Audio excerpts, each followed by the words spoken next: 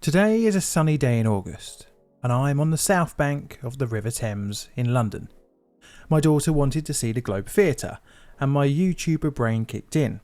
It's given me an opportunity to look at a disaster right next to where I'm standing. That involved a party boat and a dredger colliding in the night. The sunny bright south bank of today was witness 34 years ago to the untimely deaths of 49 people. The aftermath would be controversial, with coroners cutting off the hands of victims for later identification, all without the knowledge of the families, and others were not even allowed to view the remains of their loved ones. Today I'm looking at the 1989 Marchioness disaster.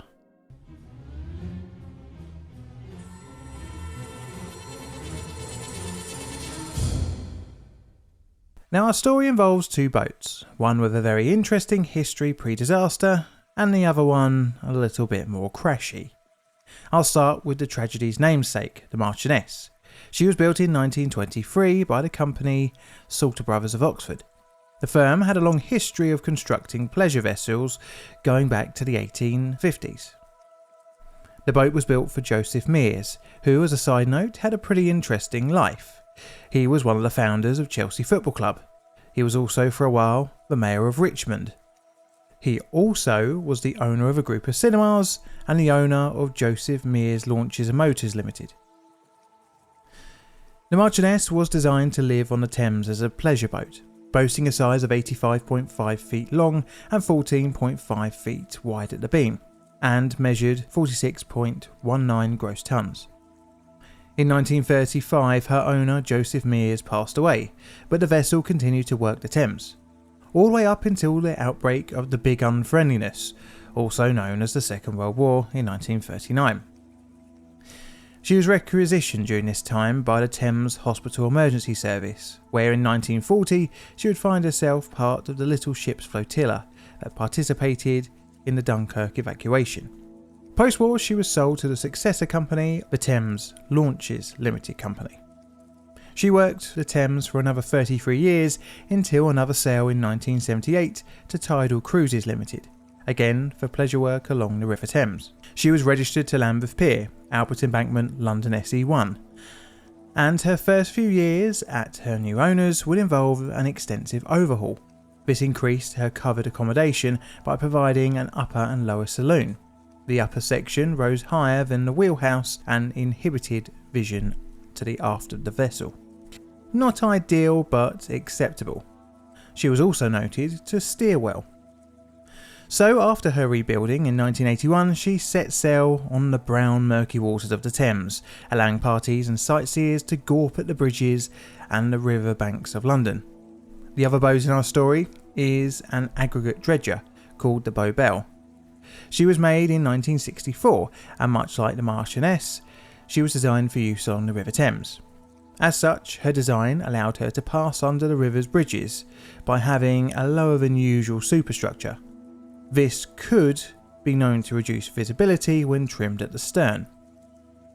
To reduce visibility further still on her starboard side, the Bowbelle had her dredging equipment. After a number of changes of owners, mergers and company purchases, by the late 1980s the Bowbelle was owned by East Coast Aggregates, but managed by South Coast Shipping.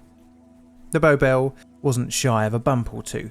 She had even rammed into Cannon Street Bridge in 1982. Both vessels worked the Thames, both during the day and night, and due to the reduced visibility of both, required effective situational awareness when traversing the river.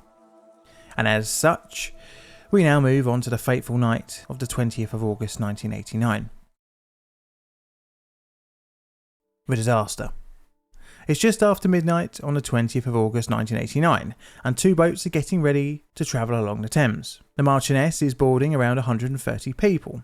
She is moored here at the Embankment Pier and has been hired for the princely sum of £695 for 5 hours between 1 AM and 6 AM. She was set to depart her pier at 1 AM but was delayed until 1:25. Her plan was to travel down eastwards towards Tower Bridge, then along to Greenwich, then back to Embankment Pier for an arrival time of 5:45 in the morning.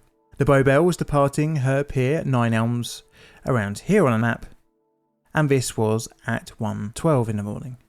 She was travelling eastbound faster than the Marchioness at 5.5 knots to the pleasure boat's 3.2, but because of the distance between the two, the Marchioness was further down the river eastbound. She was carrying aggregate and was trimmed down at the stern. This pushed her bow up, hindering forward visibility. The Marchioness travelled under Blackfriars Bridge, overtaking her sister ship, Hurlingham, and steered for the central arch of Southwark Bridge. A little while after, the Bowbelle overtook the Hurlingham, just after it passed under Blackfriars Bridge. She was now just 160 feet from the Marchioness. By now, both vessels were approaching Cannon Street Railway Bridge. None aboard the Bowbelle noticed the Marchioness, and at 1:46 a.m. the two boats made contact. The Bowbelle's bow hit 20 feet away from the Marchioness's stern. The impact pivoted the smaller vessel around the Bowbelle, tilting it at an angle. The second resulting impact along the side of the Marchioness ripped off part of her superstructure. Water flooded into the lower deck of the Marchioness, plunging the vessel underwater. She had sunk within 30 seconds, and in doing so, drowned the Marchioness's captain. The nearby Hurlingham witnessed the collision, pulled alongside the collision point and started dropping flotation devices and helping survivors. The crew radioed the incident via the VHF radio to the Thames Division of the Metropolitan Police Service, saying, "Woolwich Police, Wapping Police, Wapping Police, emergency, pleasure boat is sunk, Cannon Street Railway Bridge, all emergency aid please." This message, however, was misunderstood as Battersea. Bowbelle hit one of the piers of the Cannon Street Bridge after the collision, and her skipper radioed in to correct the Battersea misunderstanding. "I've got to get underway now and proceed out through the bridges. I believe I have struck a pleasure craft. It has sunk. I'm getting clear of the bridges now. I was distracted by flashing lights from another pleasure craft. My vessel was proceeding outboard just approaching Cannon Street Bridge and, well, I just lost steerage. I don't know after that. I really can't say anything else, sir. Over." She then continued on and dropped anchor at Galleon's Reach, further eastbound, but didn't stay to assist or drop any flotation devices.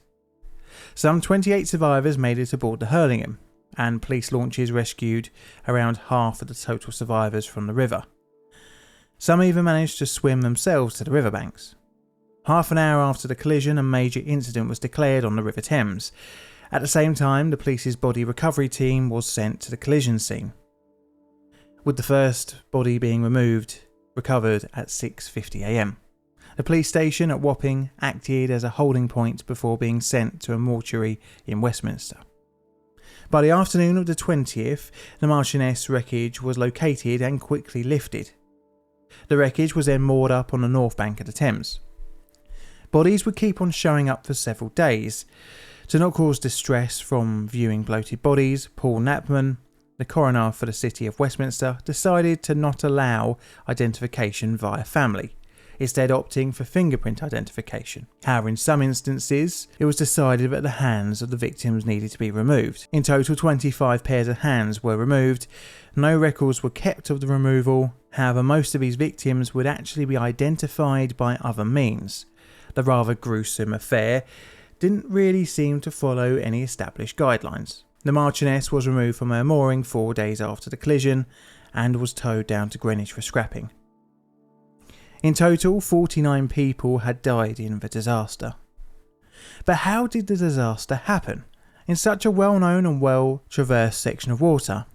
Well, as always, this would call for an investigation. The investigation. The Maritime Investigation Branch launched an investigation into the collision. They released an interim report towards the end of August, with recommendations for vessels over 130 feet long to have a forward lookout in contact with the bridge by radio. The MAIB also did a reenactment of the events over the night of the 16th to 17th of September. The Bowbelle was used, with another boat acting as a stand-in for the Marchioness.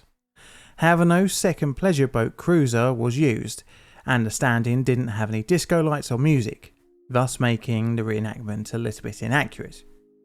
The inquest was odd, as there was a constant threat of a looming criminal case against the Bowbelle's skipper, 31 years old Douglas Henderson. As such, a full-blown inquest couldn't really commence, as it could prejudice a criminal case. Because of this, it turned into a kind of event of many individual investigations for each of the victims.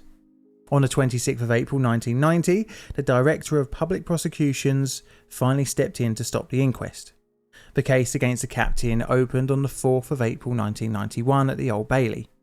He was accused of not having appropriate lookouts aboard the Bowbelle. It ran to the 14th of April, but the jury failed to reach a decision. A second trial was held later on in the year and also resulted in a hung jury. A public inquest took place between October and November in 2000. When published, the next year it concluded. The basic cause of the collision is clear. It was a poor lookout on both vessels. Neither vessel saw the other in time to take action to avoid the collision. The captain during the inquest was criticised for his heavy drinking before undertaking the journey and his actions after the collision. He did not broadcast a mayday call and did fail to deploy either the lifebuoys or life raft. This was in contravention of section 422 of the Merchant Shipping Act of 1894.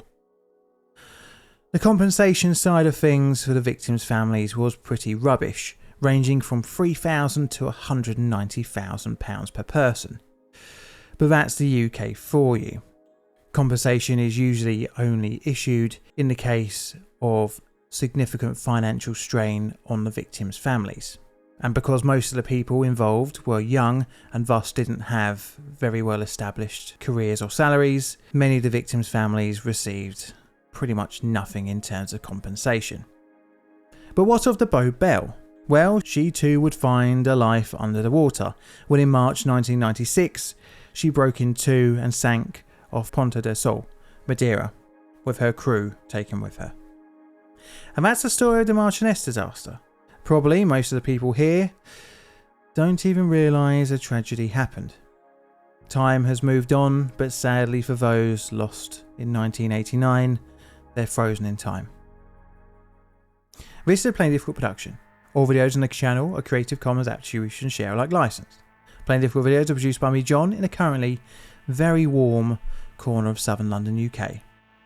I have Instagram and a second channel, so check them out if you want to see all sorts of random odds and sods.